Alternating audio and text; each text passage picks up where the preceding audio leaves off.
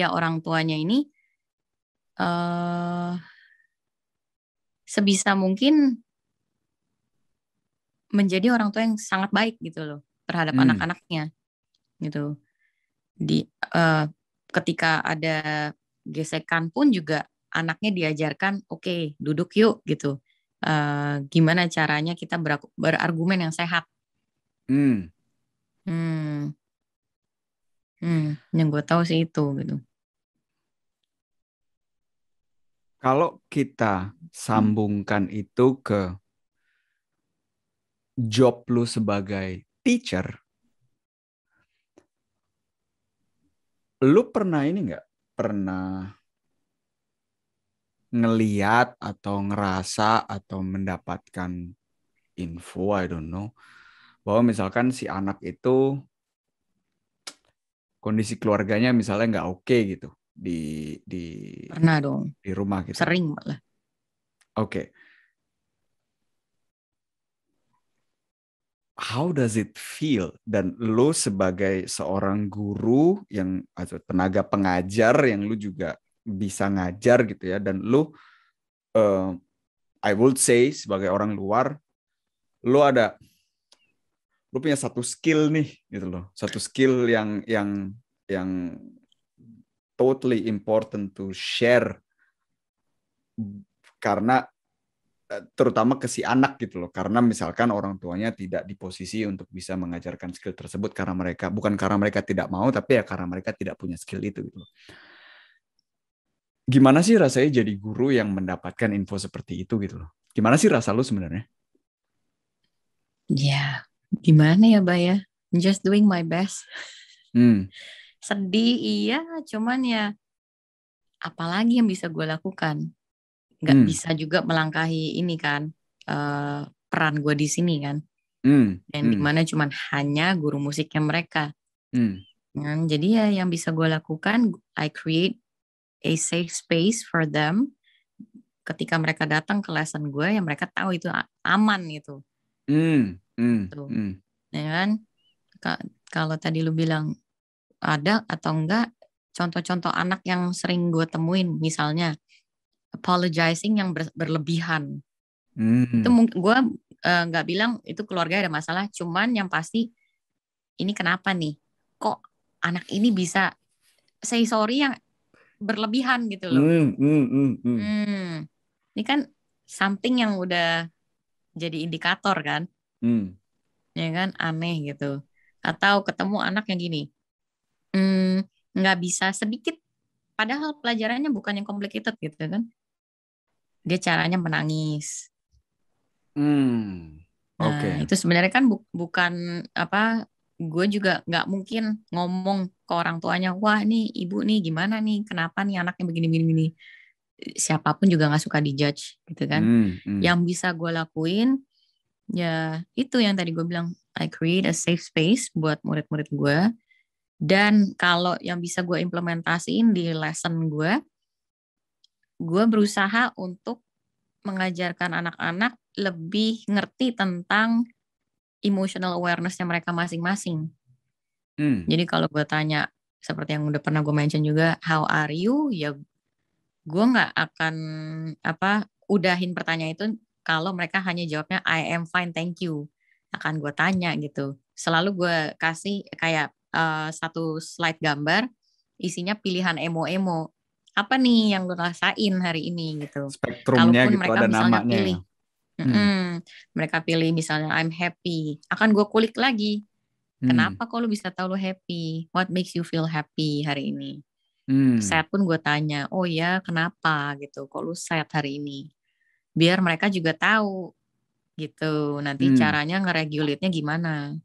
Dan itu juga di dalam kondisi yang ideal ya, dia juga akan belajar satu skill yang juga bisa diimplementasi di rumah. Yes, betul. Ya. Gue tadi harus senyum di saat lu bilang orang yang ada anak yang coping mekanismenya harus ngomong selalu sorry terlalu banyak gitu ya. Ya. Gue sampai saat ini masih kayak gitu, Gil. Gue sampai saat ini Ya nak, Terus, ada apa kamu nak? Mau cerita nggak nak? jadi gini Bu. Nah itu, gue juga funny gitu loh. Lu ngomong kayak gini karena gue ngerasa terutama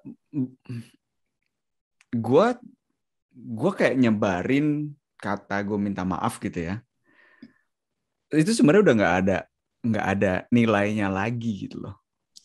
Saking terkadang seringnya gue ngomong itu gitu loh, terutama misalkan di hal-hal yang kecil lah gitu yang sebenarnya gue beneran tidak minta maaf gitu loh. Dan yang gue lakukan yang gue lakukan adalah di saat gue ngegap diri gue minta maaf berlebihan, gue bilang sama itu orang, gue nggak jadi minta maaf, gue nggak maksud gue minta maaf, yang gue maksud tuh ini gitu loh. Dan gue sharing sedikit itu yang gue lakukan dan berusaha untuk apa ya, untuk um, reprogram diri gue sendiri lagi bahwa niscaya one day ya gue bener-bener nggak otomatis meminta maaf kalau gue tidak bermaksud untuk meminta maaf dan gue tidak merasa bersalah gitu loh. Dan uh, ya mungkin gue masih ada satu satu pertanyaan lagi nih Gil ya untuk menutup lingkaran lingkaran yang tadi, gimana kita bisa berusaha untuk, lu tadi ngomong keywordnya adalah jadi chain breaker ya Ya. dari luka generasi itu ya. Hmm.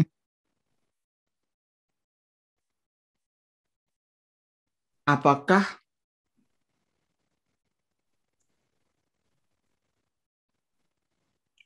bagaimana atau apakah ya? Kayaknya bagaimana deh. Bagaimana proses lu memaafkan nyokap lu? Ya itu yang tadi gue bilang.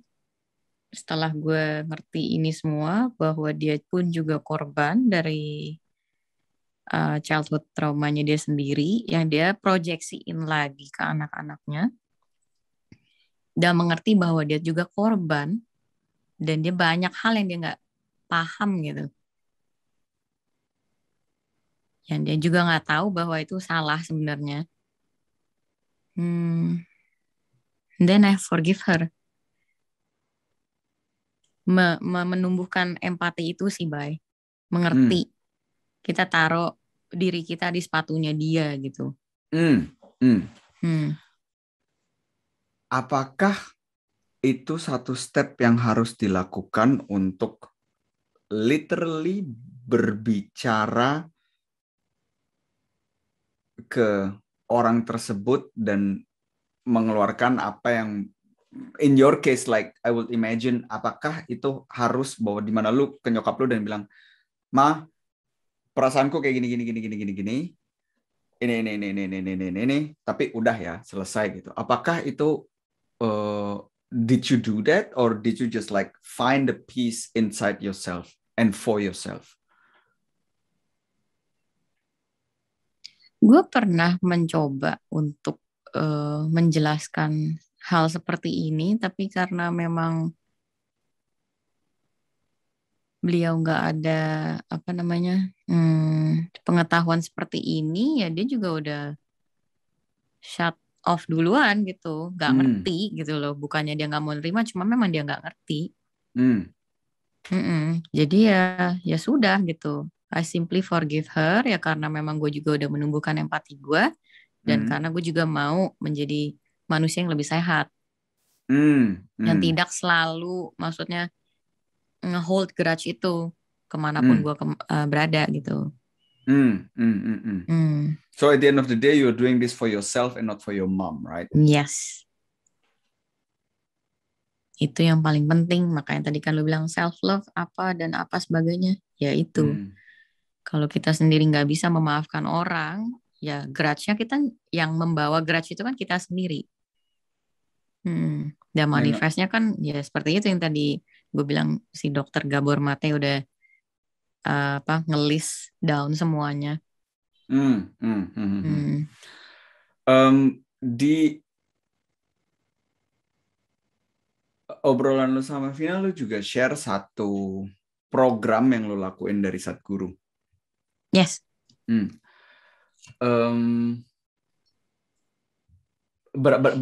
Bisa cerita nggak itu waktu itu lu ngerjain program itu berapa lama?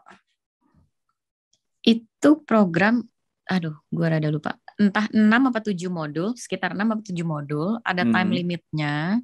Satu modul itu dilakuin dalam sehari, lu harus spend time sekitar 1,5 jam buat diri lu sendiri. Per modul nih? Ya. Oke. Itu adalah Inner Engineering Program ya? Ya. Yang gue intrik tanyain tentang program itu adalah what was the top 3, top 5, how many, berapapun itu, lessons that you got from that program?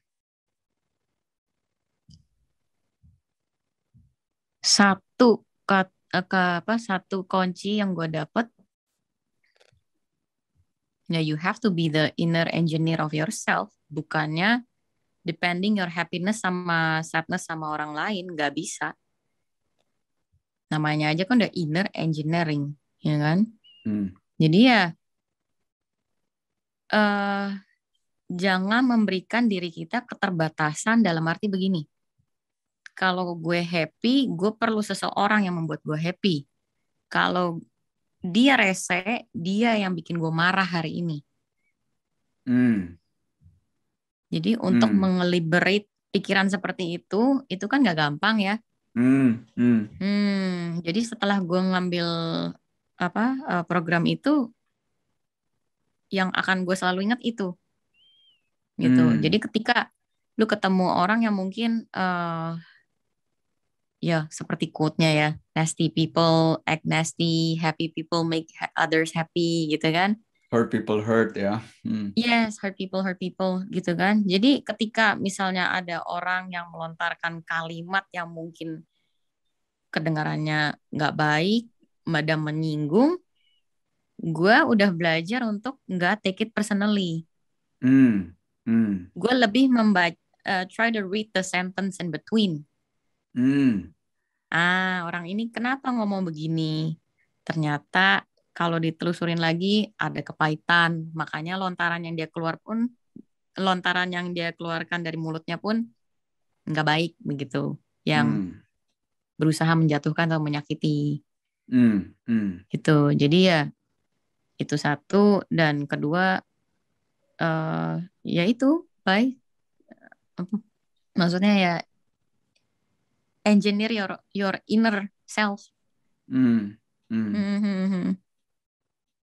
Itu sih yang paling akan gue inget terus. Kita tuh bertanggung jawab akan hidup. Kita kan yang menerima efeknya dari aksi-aksi yang kita lakukan ya. Jadi ya. You better do it consciously daripada lu gambling. Semoga yang gue lakukan adalah benar dan semoga yang gue tanam nih biji mangga gitu kan, dan bukan biji buah Majapahit gitu kan.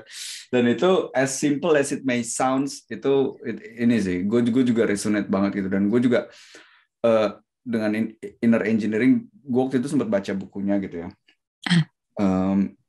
Yang gue dapetin juga bahwa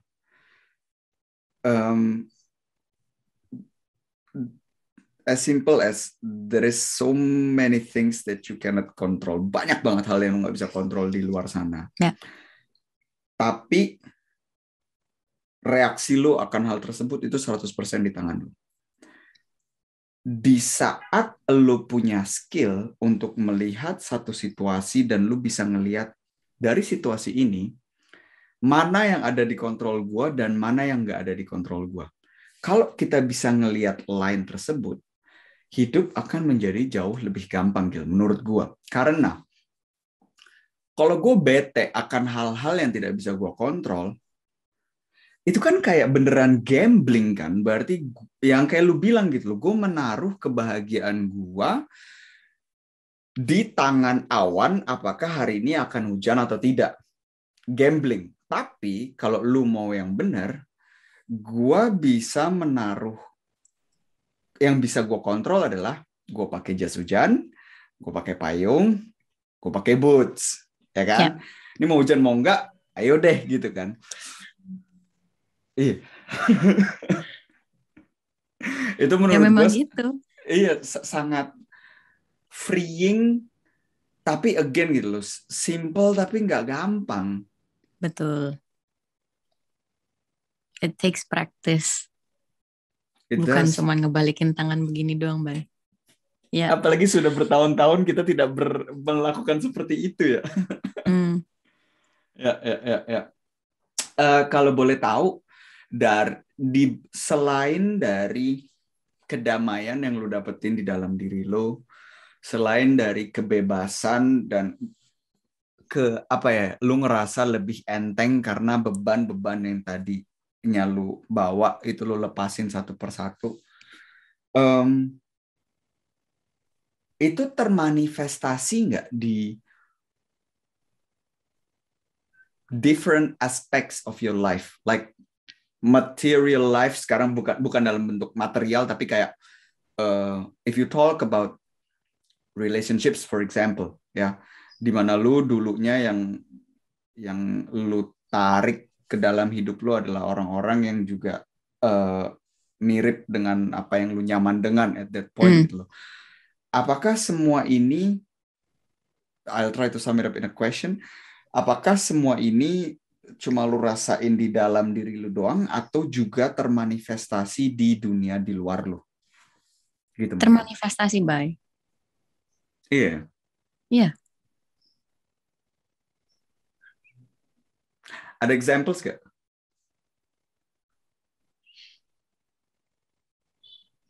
Examples nggak? Contohnya misalnya gitu ya. Dari apa?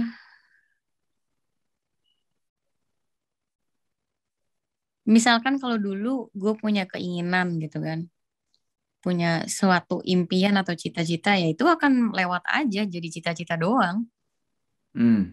nggak ada realisasinya. Hmm. Tapi sekarang kalau gue eh, membuat suatu manifestasi di dalam pikiran gue ingin ini, gue ingin itu dengan mudahnya gue Jadi mendapatkan ya. gitu. Hmm, itu baik. Apapun itu baik. Bener-bener gue udah ngerasain, wow, this is really amazing. Apa maksudnya pikiran kita tuh bener-bener apa ya, kekuatan gitu loh. Hmm. Hmm. Hmm. Hmm. Apalagi kalau lu familiar sama Joe Dispenza kan, dia kan sering bilang kan, Hmm. apapun yang your thoughtful wish gitu, apapun itu akan lu dapatkan dengan mudah kalau Hmm. you're in a clear state of mind. Hmm. Hmm. Berarti lu setuju nggak kalau gue make a bold sentence,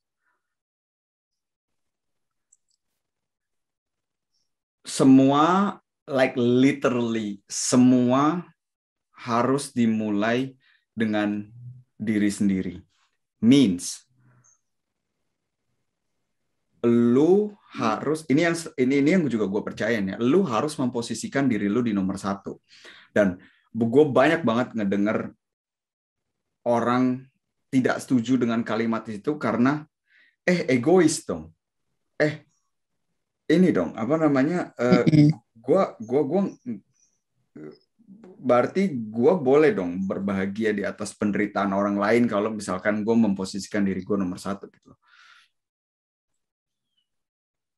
Memposisikan diri kan bukan artinya harus selalu ini ya, apa egois atau selfish.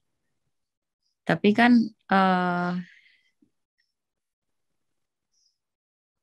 tidak mengorbankan kesejahteraan diri lu sendiri. Itu yang paling penting kan. Hmm. Hmm. Tanpa juga merugikan orang lain lah. Hmm. Hmm. Tapi yang paling penting ya kesejahteraan itu sendiri. Kesejahteraan diri kita sendiri. Hmm. bisa define lebih dalam lagi nggak kesejahteraan itu apa?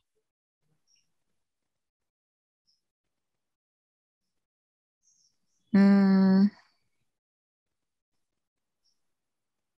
misalnya kayak apa ya?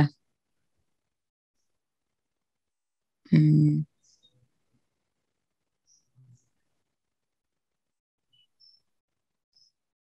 lu tahu terms people pleaser kan? Hmm. Hmm, people pleaser itu kan juga sebenarnya terbentuk seperti itu karena sudah dilatih dari kecil, ya kan? Hmm. Jadi dia mau terlihat, bukan mau terlihat karena memang udah diprogram juga dari orang tuanya bahwa harus bisa menyenangkan orang tuanya, mungkin dengan Hmm. prestasi, mungkin dengan eh, apapun itu, mungkin dengan kenurutannya dia terhadap orang tua, ya Hmm. kan? Meskipun dia merasakan susah, dia juga nggak berani menyuarakan. Meskipun dia susah juga, mungkin dia udah suarakan juga dapat program dari orang tua kalau bisa mengeluarkan opini atau pendapat dibilangnya kurang ajar gitu kan, Hmm. ya kan? Kan maksudnya dia juga jadi helpless kan, Hmm. daripada gue di reject atau daripada gue dimarahin, lebih baik gue Hmm. menyenangkan hati orang gitu kan. Hmm. Nah itu kan udah mengorbankan perasaannya dia, mengorbankan kesejahteraan dirinya sendiri. Dan Hmm. itu akan Hmm. kebawaan gitu kan, sampai ke mungkin ke relasinya dia dengan teman kerja atau relasinya dia dengan pasangan. Hmm. Hmm. Hmm.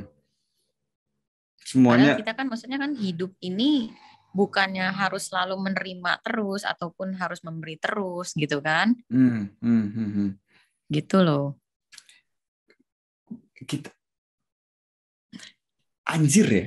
Kita tuh tidak luput dengan apa yang terjadi di masa lalu. Tidak ada yang luput dan nggak ada yang oh ya udah itu ada di masa lalu terus nggak ke bawah sama Hmm. itu, semuanya tuh ada gitu ya. Oke, maybe buat close this conversation, Gil. Kalau ada teman-teman yang ngedengerin ini yang either di posisi yang tadi kita udah bilang dia udah gue udah nggak tahu lagi nih kayak gimana nih, semua sudah sangat sulit gitu ya. Uh, I need to change something. Or ada teman-teman yang ngerasa tersentuh dan bilang, oke, gue nggak tahu sebenarnya belum ada efek yang termanifestasi yang negatif di dalam hidup gue, kasarannya kayak gitu ya. Mhm. Tapi gue pengen ngelihat nih eh, apa yang bisa gue sembuhin mumpung lukanya belum jadi borok gitu kasarannya gitu ya. Um, what would you say to them? What could they do? What would be like the steps to start? Acknowledge your wounds. Kenalin lah luka-luka lu. Luka Hmm. itu kan bukan harus kelihatan eh buruk gitu kan. Ya kayak lu Hmm. tadi bilang excessively apologizing aja itu juga udah salah satunya. Atau kecenderungan untuk jadi workaholic, numbing the pain through your work, terus-terusan. Yang penting gue kerja. Even kalau malah harusnya istirahat, malah ngerasa bersalah being unproductive gitu kan. Itu kan juga Hmm. udah salah satunya, Bay. Mai Itu kenalin dulu. workaholic tuh juga menurut gue satu satu hal yang menurut gue sulit karena lu mendapatkan dalam tanda kutip pujian dari dunia luar dengan lu being a workaholic gitu. Lu kayak wow gitu, lu bener-bener hustler culture gitu kan, lu udah nggak ini nggak itu, sehingga gue bisa imagine gue orang yang datang dari spektrum yang lain, gue lebih ke arah males gitu kan. Tapi kalau yang workaholic, gue bisa imagine betapa sulitnya untuk dia bilang gitu loh, kenapa gue harus meng-acknowledge something yang termanifestasi sebagai workaholic dan gue mendapatkan uh, return dari society gitu. It must be very hard, I Ya kan, believe. ya itu balik lagi. Mungkin dari programnya dia kalau nggak rajin dulu apa eh, nggak dapat pujian dari orang tuanya, seeking for Hmm. approval lah intinya lah. Atau mungkin kalau dia nggak melakukan sesuatu yang wow, orang tuanya juga nggak akan melek gitu bahwa anaknya ini gitu membuahkan sebuah karya atau hasil, ya kan? Jadi ya atau ya bisa juga numbing pain-nya dia, nggak mau dirasain. Yang penting gue taunya fokusnya kerja aja terus. Ya. Ya, atau yang mungkin memang kalau gue pribadi resonate-nya gini, iya gue sering banget setiap kalau gue mau istirahat gitu setelah lelah dari kerja, tidur itu selalu dibilangnya lazy. Tidur equals to lazy. Itu hal-hal kecil kayak gitu juga. Ya. Makanya. It is complex ya. It is complex like. Again mungkin buat gue juga nambahin atau apa yang Gili bilang juga, acknowledging one's wound dan memberikan nama itu juga menurut gue adalah satu hal yang sangat penting, sehingga lo tahu lo bisa dalam tanda kutip mempersonifikasikan si luka ini gitu loh, dan ada satu hal yang jelas gitu loh, ini loh gue pengen melepaskan diri gue dari hal yang satu ini. Aduh Gil, I would say thank you for your time, thank you for your insights, thank you banget buat hal-hal yang lu udah share, buat experience lu yang lu udah share sama kita di sini. Gue pretty sure teman-teman yang ngedengerin ini juga pasti bisa mendapatkan hal yang banyak banget dari lu. Dan thank you so much for your time. I really really appreciate it, and I hope to see you sometime soon. Amin, soon. Yes. Oke, take care Gili. Thank you juga, bye-bye. Hey guys, thank you udah ngedengerin episode podcast Asa Diri kali ini. Semoga episode tadi bisa memberikan nilai lebih dan value lebih untuk lo yang ngedengerin. Kalau lo pengen support kita, bisa dengan follow Instagram kita di @asahdiri.ind, subscribe YouTube channel kita di Asah Diri, dan juga bisa taruh review di Apple Podcast. Ingat juga untuk share ke teman-teman kalian dan terus asah diri. Karena berlian tidak bersinar dengan sendirinya. Sampai ketemu di episode selanjutnya.